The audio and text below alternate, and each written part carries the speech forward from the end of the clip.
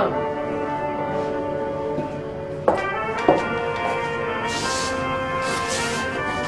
סבא. סבא, לא הספקתי להיפרד ממך. לרה, נשמתי, חשבת שאני לא אחכה לך.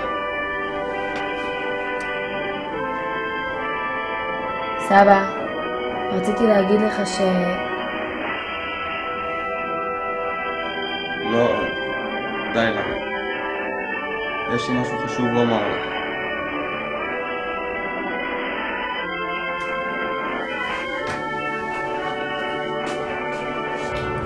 לפני שאני נעלם מהעולם הזה, עליי לגלות לך סוד. די, סבא, תנוח. לרה, אין עוד הרבה זמן. אמך, בתי היקרה, נחתה פעמיים על אדמת אירופה המקוללת. בפעם הראשונה היא הביאה איתה חפץ מקולל. הטמנתי אותו באדמה. הם מחפשים אותו עד היום. מי האנשים האלה, סבא? הטמפלרים, הגיסים של הטמפלרים. הם בקיבוץ שלנו. הם יכולים להיות כל אחד.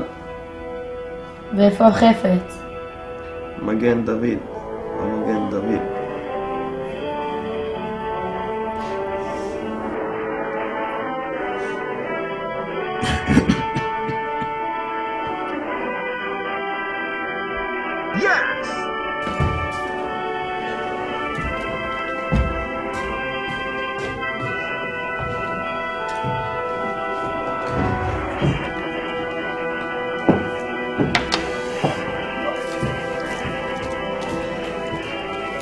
צר לי לרה, צר לי מאוד.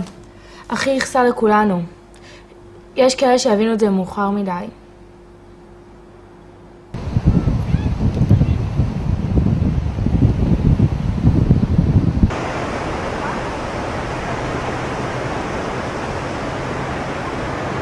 שלום מנחם.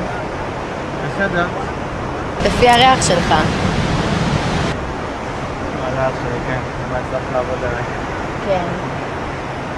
אנחנו אין מצב. זה היה יקר לכולם. תודה מנחם. אם את צריכה משהו, כל דבר, אתה יכול לשתף. תודה. תראי, אומרים שלחוף היה בעל דמיון קורא במיוחד. אנחנו יודעים זאת, נכון? השמועה אומרת שהוא החביא כאן אוצר בעל ערך רב. את יודעת באיזה מצב אנחנו היום. אבל עזבי, אני לא מאמין שזה נכון, אין בזה אמת, אני מניח. על מה אתה מדבר? לא, עזבי, זה בטח הכל שטויות. טוב, אני חייב לחזור לעבודה. אם את צריכה אותי כל דבר, אני פה לרשותך. תודה. בבקשה.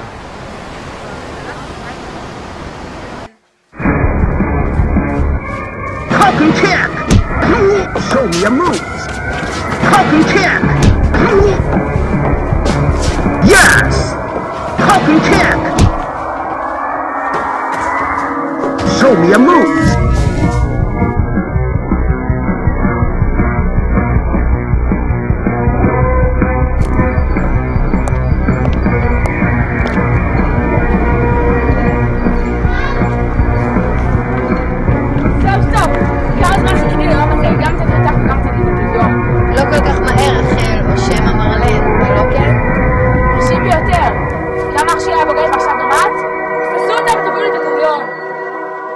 Falcon!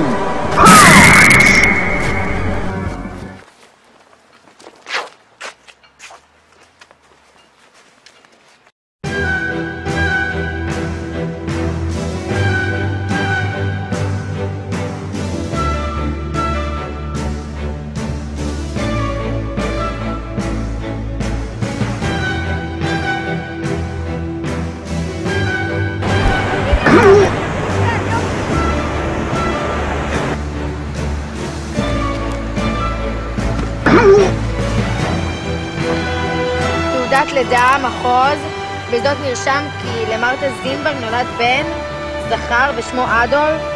אדולף, הרך הנולד, הוא עבר לבית היטלר. גם הצורר של הנאצים היה יהודי. אף אחד לא ידע את זה, ואף אחד לא ידע זאת לעולם. אפילו היטלר שלנו. מנחם? בזכותך קלרה תפסתם את הטמפלרים. עד היום לא ידענו מי הם מחברי הקיבוץ. גם סבא לא ידע? גם סבא קרופט לא ידע מי היו הטמפלרים. כשהוא הגיע לכאן, אז חלקם ברח מהגירוש לאוסטרליה והסתנן לכאן. כאשר הם שמעו שהארכיאולוג אדון קרופט משתקע כאן, הם החליטו לשים את הידיים שלהם על האוצר שהוא מצא. תארי לך מה קורה אם כל התומכים של הצורר הנאצי הזה היו מגלים שהוא יהודי. היו שמועות, היו סברות, אבל הוכחה אף פעם לא הייתה. תעשי מה שנראה לך.